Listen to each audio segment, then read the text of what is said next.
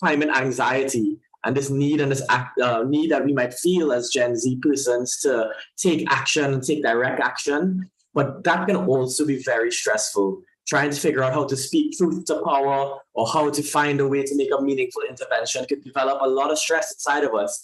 And this important plenary session helps us talk about how we're going to manage that stress as activists in our own work and ways and in place things that we want to do.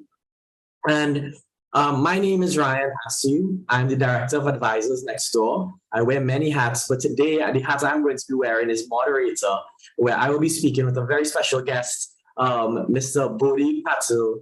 And Bodhi is an exceptional young man, 21 years old, a UN climate ocean solutionist, an ocean advocate who links ocean health with human health.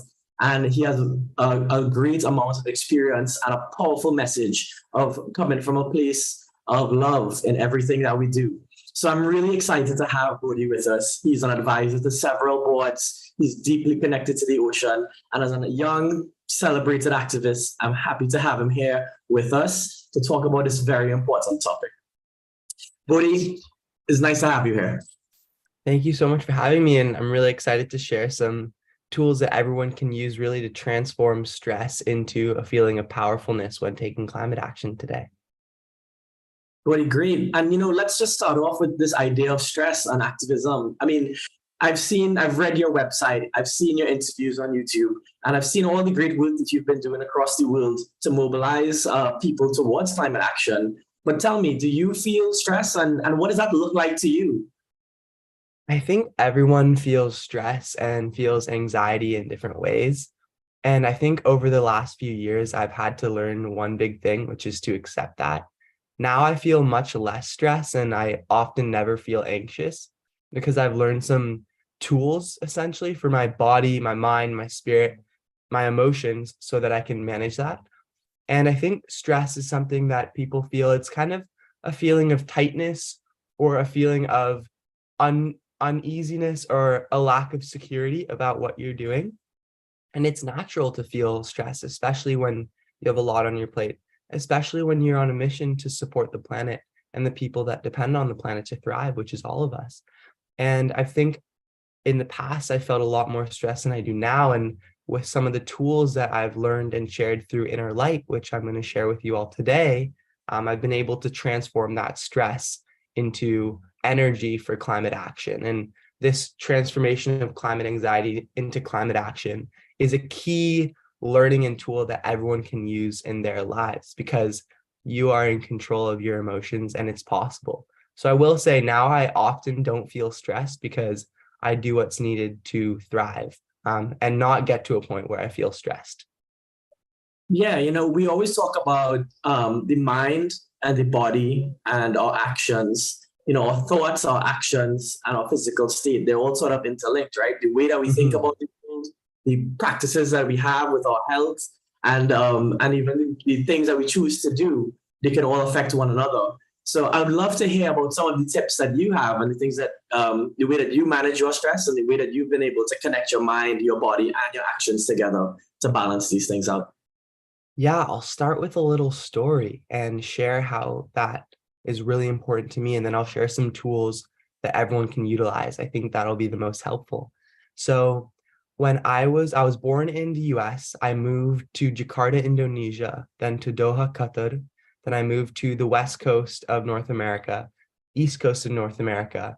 And that's where I did my middle school and high school.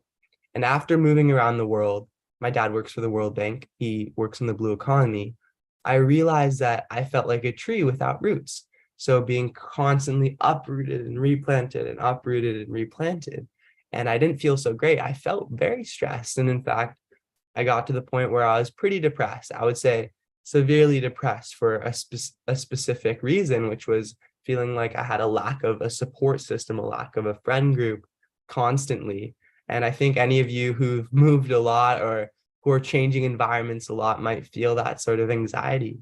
And so I realized that I was suffering and I wasn't doing well and I needed to do something about it. And luckily, my mom is a health coach.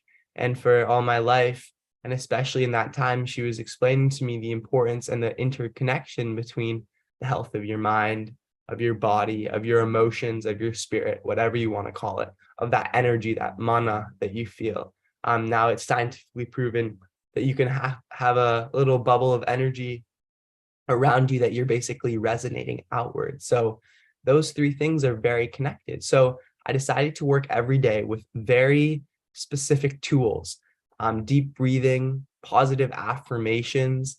I decided to use very specific techniques outside, different running, different ways to move my body, different ways to exercise my mind. One tool that was really helpful was writing all the things I don't like on one side of a piece of paper and then writing the opposite of that.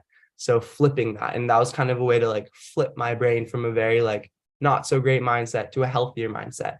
And so I used these tools, and slowly depression saw a little bit of lightness at the end of a very dark tunnel. And I was going towards that light. And eventually I reached that light and I started to feel more hopeful and more alive and vibrant. And I realized that the same tools I used to overcome depression could be taught and shared with other young people for them to overcome depression and anxiety. And those same tools could help transform their lives from the inside out. So I created Inner Light when I was in 6th grade, and Inner Light is helping you discover a strong body, calm mind, and vibrant spirit. And Inner Light is having the inner resiliency so you can have climate resiliency to be a solutionist. And those are some of the tools that have been very beneficial to me. There's so many more. And I think the biggest tool that I've learned, and that was from multiple experiences in different developing countries, was that you are powerful and that you are in charge of the way you feel and your emotions. And by knowing that you have power over your own emotions, I think everything flips, and it's like flipping a switch, because then you realize that you can feel good or choose to feel bad. And depending on your external situation, you have control over how you live and how you keep that feeling time in, day out. And I think knowing that you're powerful and knowing that you have power over your emotions, and there are techniques like deep breathing and meditation and mindfulness and awareness and moving your body and stretching and yoga that you can use to do and control these things, especially when you're focused on climate advocacy, ocean advocacy, and youth work. It's really, really important, powerful, energizing, invigorating. And so my message of Inner Light is really simple. It's that everyone can develop the inner resiliency to have climate resiliency in a very fast changing world. And yeah, I'll share a little bit more in a bit. Yeah, and that's a wonderful point. Thank you for sharing that story with us, and congratulations on that sort of triumphant movement from going from a place of darkness to a place of light. And sharing that story with us helps us also recognize that something that's possible, something that we could do, something that we could take ownership of and control over, and help do that for ourselves as well. I like especially when you talk about this idea of inner resilience, and there's this concept of spheres of self. You know, some people identify themselves as just their body. Some people also identifies themselves with the community around them. And then some people identify themselves as being one with nature and the entire world and the planet. And the idea that resilience starts from within, with you first, before you can expand out to society and the environment. I think that's a really powerful message, and I really appreciate you sharing that with us. Could you talk to me a little bit, Cody, about this idea that you have when it comes to affirmations? Because I heard you say you used to use a lot of affirmations in that time. Do you still use them today? And maybe share with us what are some of the affirmations that you use? Yeah, I'll give a great example. So in climate advocacy and in ocean advocacy over the last 2 years, I've set up a lot of different events. And one of those events was a push here in my backyard in Vancouver, British Columbia, Canada, to stop deep seabed mining, something that the past speaker, Khadija Stewart, is fully in support of. And basically, just a quick background is deep sea mining is basically clear cutting the bottom of the ocean, but no one knows what's happening. And in the Caribbean region, which does have minerals, but mostly the Pacific side has more minerals in terms of mineral extraction. It's a big problem, and we don't want this extractive industry to start. So we were trying to basically shut it down and show there are alternative ways to get minerals from different areas to make the electric transition and make the just transition. And so during that time, it was really tricky because there were so many opposing interests. And so what we did alongside Sustainable Ocean Alliance and a host of organizations in Vancouver was set up a big event. And luckily, the event led to some policy change. And during that time, when I was setting up that event and setting up that advocacy work that would be reached and shared on a global stage and broadcasted, I realized that I was pretty nervous about making sure all the pieces lined up. There were a lot of moving pieces. I had to make sure young people attended in full force, that the government of Canada and that other governments would be responsive to this push. So I was using the affirmation, and it's a simple one, 3 words, all is well. And I think this is a really hard affirmation to say, and it's a really good one too, because all does not feel well in the world right now. And sometimes we feel extremely overwhelmed with the triple crisis that we're seeing of the ocean crisis, biodiversity crisis, pollution, planetary crisis. And I think what we need to do is remind ourselves that whether things are really suffering or not, we can say and remind ourselves that all is well in our own lives, even if we're going through tough times, so we can feel a sense of like even okayness, like being okay is okay. And I think that affirmation is really a powerful one, and it's 3 words, and it's a great reminder, and it's kind of helps you to reset. And then another affirmation I definitely used on that in that time is I am a powerful creator. And I think I am a powerful creator, and saying that out loud, looking at in the mirror and saying that, writing that down, writing that in your journal, writing that on your phone, putting it in a graphic, just saying it in your head when you feel weak or like you're not sufficient, is such an incredible tool as well, because everyone truly is a powerful creator. And I think those were 2 affirmations that were really helpful in leading to the policy push. And what happened is Canada officially placed a moratorium on deep sea mining as a result of our advocacy, of our youth-led advocacy, and also some of the policy pushes inside the International Marine Protected Areas Congress. So I think those affirmations were a testament to our ability to have inner resilience and strength. Great. And I mean, congratulations on that success, you and Khadija, and everything that y'all were able to achieve with helping that moratorium be passed. And I think you hit on some wonderful points there. You know, as we talk in oceans, there's this concept when it comes to like beach ecology of dynamic equilibrium, right? The tides come in, the tides move out. And sometimes you could feel really overwhelmed. And like you said, sometimes it doesn't feel like all is well. But just having that mantra, having that saying to ground you and realize that it is a cycle. And, you know, things, even if it doesn't feel well in the moment, it will be okay as long as you keep pushing forward. You know, the tide will change and you can be part of the changing of the tide. You know, Bodhi, you're talking about managing stress. And, you know, with climate anxiety, a lot of people think about, you know, I have to do, there's a lot to do. You know, I need to lobby, I need to write letters, I need to do stuff.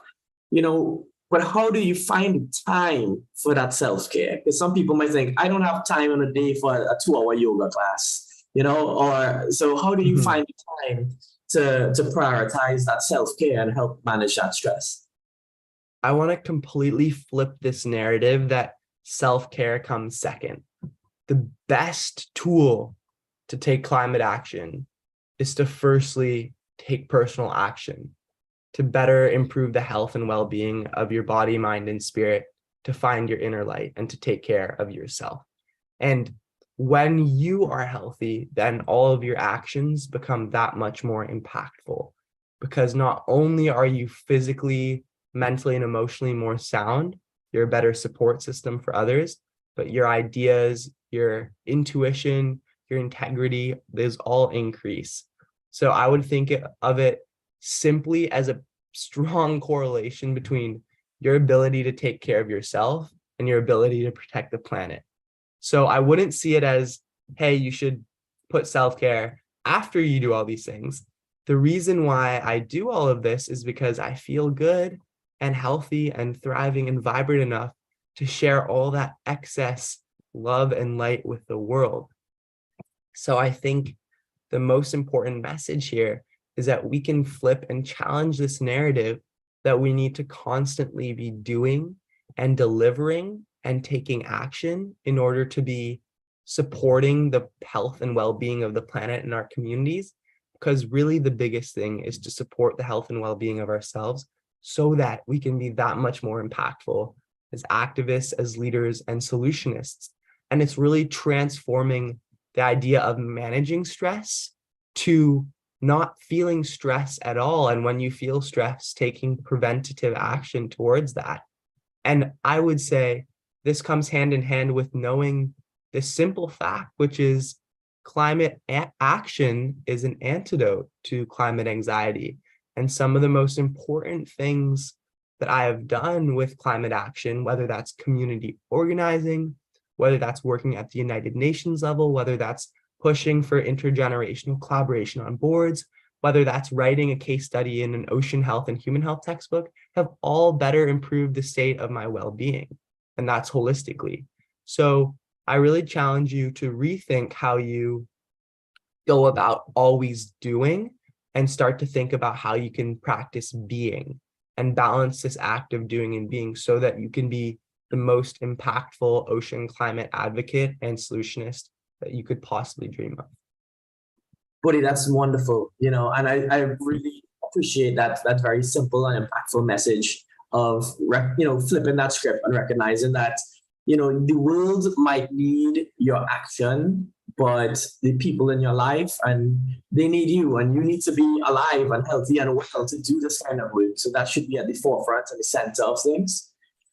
And that I also appreciate that, you don't just see it as work and rest in a sort of dichotomous way, right? It's not like, you need to take a break, but you're talking about this idea of being at peace with stress, right? That where you don't feel stress. I don't think, stress as a biological response will always be there. I'm sure before you get on a stage, your palms might still get sweaty, or you might have a certain feeling of nervousness, regardless of what the situation may be.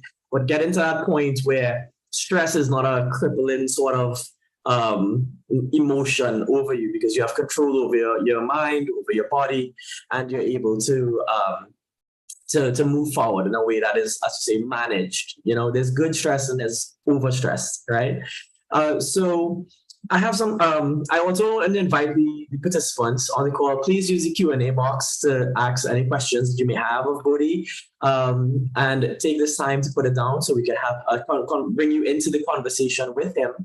I do have a question here, Bodhi. I don't know if in your travels you've ever met Greta Thunberg before, but I do, the question is phrased like this: if you ever met her, or if you got to meet her tomorrow, what is some advice you would give her to help for maintaining self-care along her journey? That's a great question. I think, first of all, I would thank her.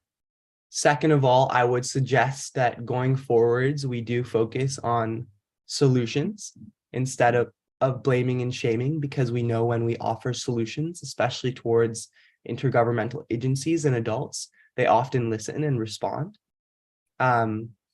Third of all, I would help her develop some of those solutions, specifically in regards to ocean-based policy and the protection of both coastal communities and communities that depend on the ocean for their livelihood. And then I would definitely share some advice in terms of how she can better build herself in terms of well-being and wellness and her ability to thrive. Of course, Greta is someone that definitely takes on a lot of emotion from a lot of different people. She's someone that's very well known to be easily get very, very hot and overwhelmed and go out there and make some very bold statements that have changed the course of the world. She's also runs, it seems very in a kind of like a red energy. And I think I would suggest to her this, and I know she's very intellectual, so I would suggest this concept of blue mind. And blue mind is this idea that being in, on, and around the water increases our ability to be calm and centered. And for me, it's being in, on, and around the ocean. However, the concept of blue mind, which is a scientifically and neurologically proven concept, shows that being around any source of water, whether that's fresh water, whether that's virtual water on your screen, whether that's the water in your shower or a lake or a stream, or of course, the great blue ocean, increases your health. increases your ability to be centered. So blue mind and this concept of being around the water, coupled with something that the ocean provides us, which is every single breath that we take. One half breath we take comes from forests of the sea, sprawling kelp forests and other photosynthesizing and microalgae. And one half breath we take comes from forests on land. Together, that makes one world breath. I would suggest that she continues to practice this idea of one world breath, where when we breathe, we're all connecting to nature. We're all sharing that incredible life force that nature has blessed us and given us, a gift. And I think that's a really important for her to get from that red mind state where you're very like on the go, critical, anxious, confused, very like reactive, to a blue mind state where you're very calm, aware, where you can have deeper, more systemic solutions embedded into your work, where you can be more vibrant, where you can be more relaxed and at ease, would be something very beneficial. And I think there are millions of Gretas in other ways in the world, which is fantastic, that all would benefit from this simple idea that they can live in a state of blue mind and do more effective work.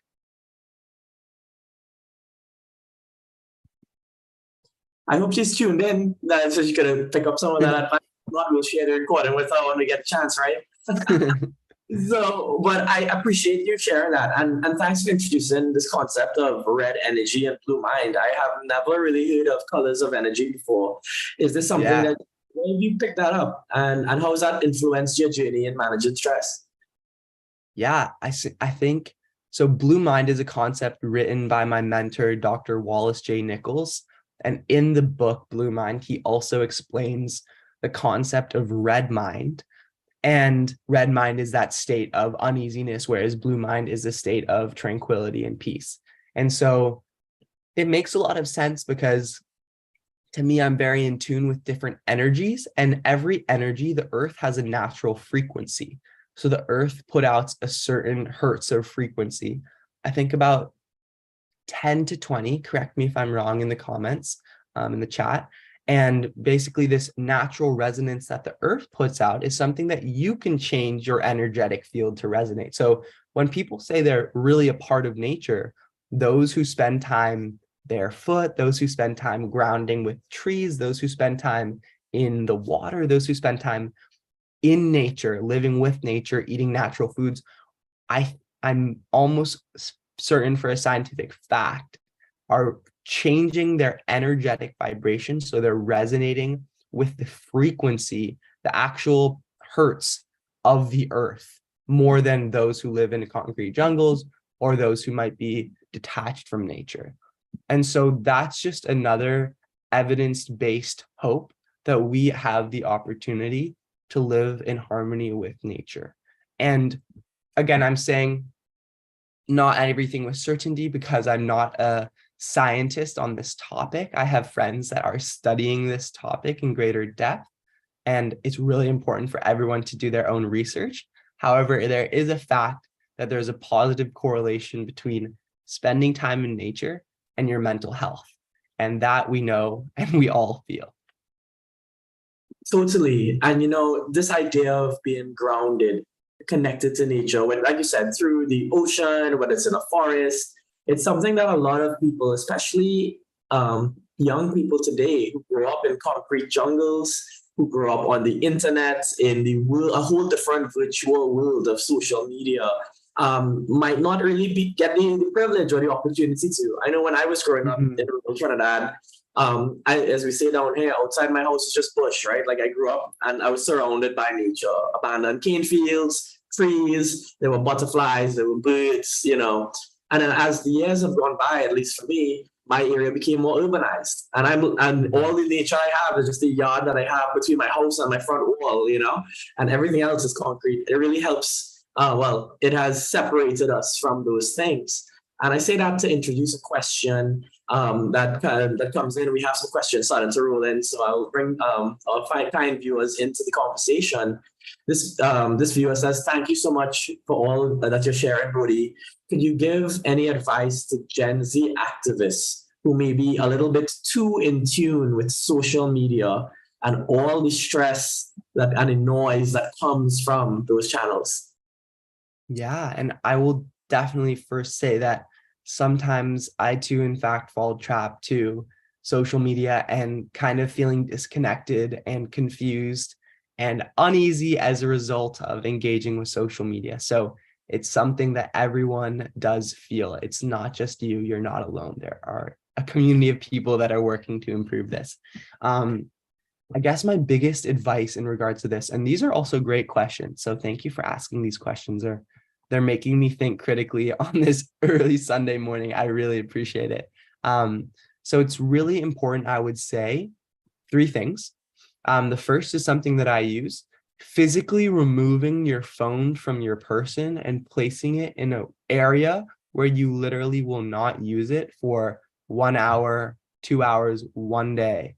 And I think starting with like 30 minutes of not using your phone and going for a walk, even if it's in the city or even if it's in an urban environment, will literally change and start to change your brain chemistry. Because when you start to engage, when you start to look up rather than down at your phone, whether you start to look around, when you start to smile, there's actually different chemicals in your brain that are released that are increasing your ability to be happy and joyful.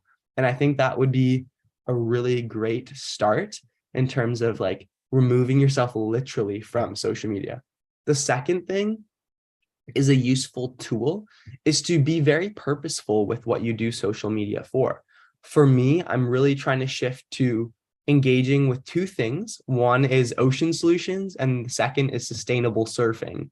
And those are the two things that I want on social media. Everything else, I'm just not going to engage with. So I've customized, I guess, my feed, and the algorithm has. And also, I want to make sure that what I'm doing is just related to those things. And I go on for a couple minutes and I try to be intentional with that.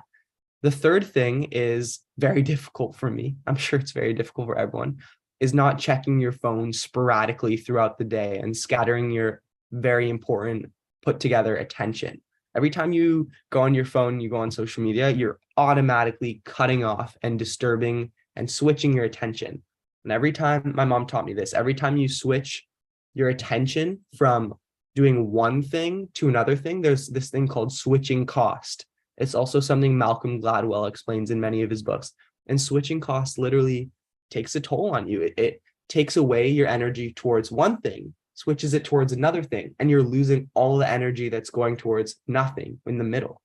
And so, I mean, I would encourage myself and I would encourage everyone to be very intentional about how and when and how and what they do on their phone, how they pick it up and what they engage with.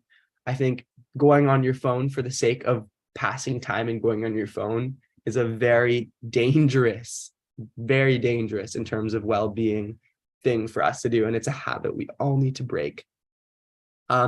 Yeah, so those are 3 tips. I would love to hear other people's tips. I'm sure there's a lot out there. This is no easy feat. And I think the biggest thing is you have to find something else that will capture your attention in a stimulating or disengaging way that you would rather be doing or practicing being. Maybe instead of your phone, going on your phone today, you can try to do 4 deep breaths before you do that, or write in a journal, or do something that's physical rather than on the technology. And at the same time, let's acknowledge one last piece, that social media is also a very incredible, powerful tool for climate action, for community organizing, for fundraising, for petition building, for community building, for knowledge sharing, for sharing the importance of sharks and marine ecosystems, for many different things. So let's also not forget that social media can be used for good. Bodhi, thank you for that. And it's the first time I've heard the term switching cost, but I do understand it from a different position, which is, when you have to when you get into deep work, you want to enter what's called a flow state, right? Where your mind is sort of in tune and everything, your creativity and your memory recall, everything is working together. But they say, it takes, about at least 15 minutes of focus before your brain can kind of settle into flow state. And every time you get distracted, it takes about a half an hour for your brain to kind of come back. So, that is the switching cost that stops you from being the most efficient and effective that you can be when you're so heavily distracted all the time.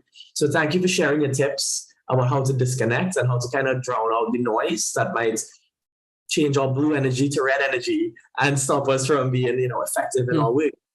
We have tons of questions coming in for you. So I'm just going to move on to some of the others. And let's talk one that we have here. Micah asks, was there ever a situation where your typical coping mechanism for stress failed? How did you reflect and come back from that? Yeah, always, tons of times. I think most people have circumstances where you're not able to feel back to neutral or normal without some pretty serious interventions. And I just want to comment on the flow state because I think that's a big answer to the question. So the flow state is the science of feeling joyful and well and living in a state of flow. And that state of flow, it's the state of flow that extreme athletes feel. It's a state of flow that writers feel. It's the same state of flow that you feel when you feel at your focused, at your most vibrant, at your best, and at your highest potential. And I'm actually offering a course with my mom, and it's free to everyone. We're working on how to share it with the world. It's called Ocean Flow, and it's all the tools you need to find your inner light and live in a state of flow as an ocean solutionist focused on ocean health and human health. And it's for every single person in our generation, in Gen Z, to participate and be a part of.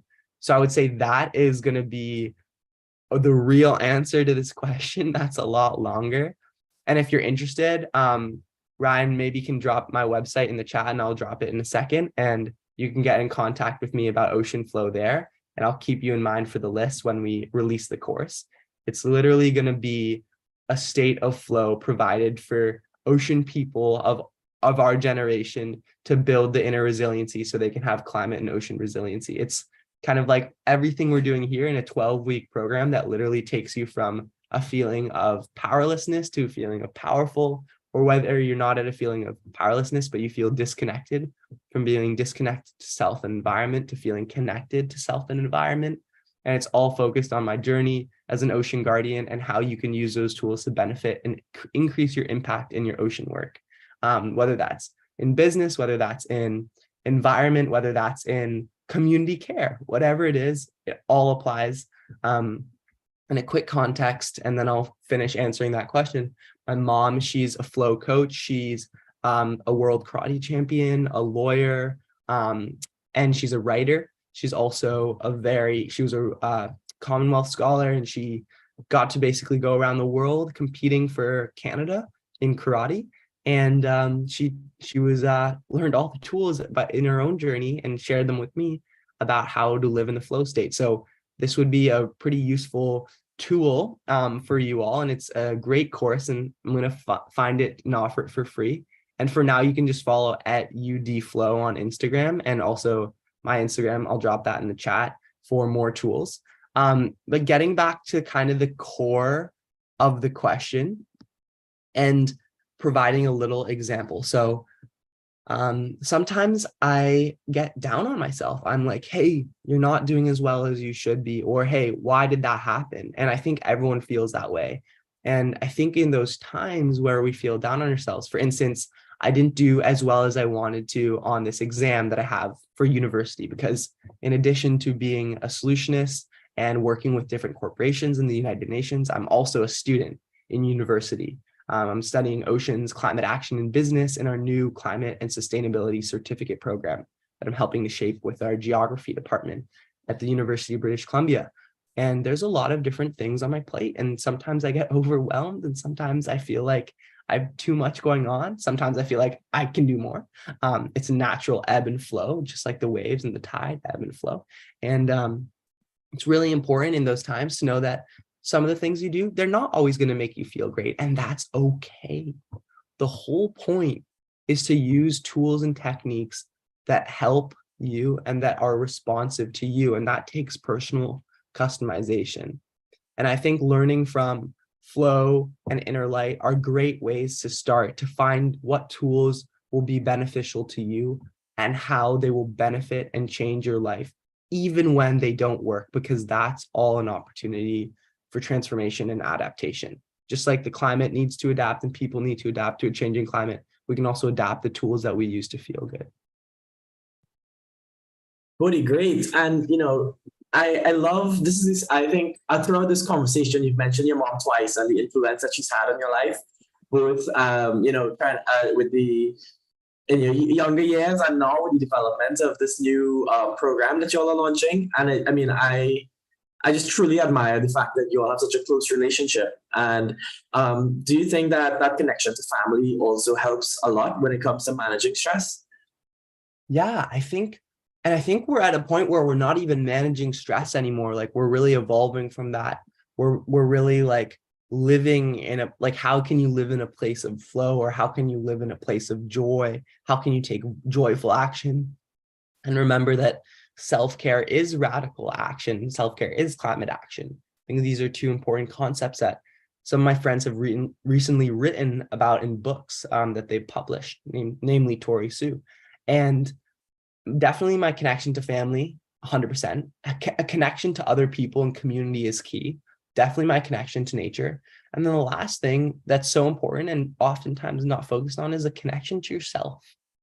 Those people who feel more connected to themselves, more self-aware, more self-purposeful, oftentimes are able to have more impact in the world because they know their mission, they know their vision, they know their goals, and they're willing to do the work to get there.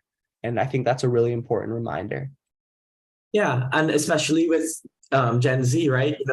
These are young folks. You're a young person, a young man that's now coming out of your teen years into your early 20s. And it's still a time of self-discovery for a lot of us to try to figure out what is our purpose and what are we good at and what do we like to do. And, that's where the confusion is. But I think that focus, that intent of looking inward and trying to connect with yourselves and to figure it out through experimentation, through exposure to different things, it's super critical. And thank you so much, Bodhi, for bringing that to us as a point as we approach the close up to this session. I do want to do two last things before we go. The first is I want to just turn over one last question, and then I'll invite you to give some closing remarks to our group. Does that sound good? Good. So the final question, it comes from one of our attendees. He says, could you share with us one specific tool or activity that we could do in the morning to get our day going? Because sometimes it's hard for me to separate school and work and this manage of self-care. So what's one simple thing that we could all start tomorrow morning to help us get more grounded, connected, and help us manage our stress? Yeah, one simple thing is starting your morning with 4 deep breaths. And what you can do is put one hand on your heart, one hand on your stomach or tanden, which is an energy center in Asian culture, and do 4 deep breaths. And it's very simple. It literally only takes 32 seconds. And it's a great way after you wake up to feel a little bit more calm, have some oxygen flowing. If you want to take the next step, I suggest something called the Daily Calm, which is an app called Calm. It should be free and people can use the Daily Calm for free.